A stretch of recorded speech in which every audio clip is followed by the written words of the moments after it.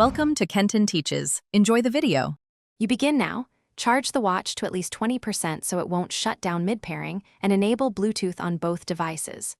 On the watch, open the pairing or Bluetooth menu and set it to visible or discoverable. On your phone, open settings right arrow Bluetooth. Once done, keep the devices within 1 to 2 meters. Make sure any previous pairings are removed. That avoids conflicts. Now select the watch name on your phone when it appears in the device list.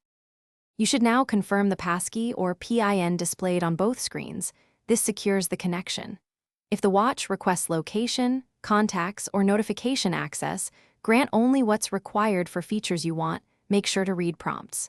Install the manufacturer's companion app if the phone suggests it. That app manages updates and advanced settings.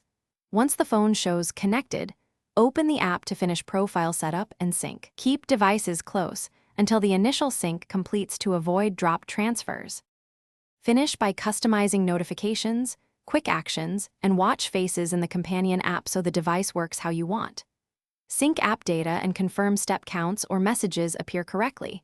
Make sure auto-sync is enabled for ongoing updates. If pairing fails, restart both the watch and phone, then forget the device in phone Bluetooth settings and retry the pairing flow. This clears cached conflicts.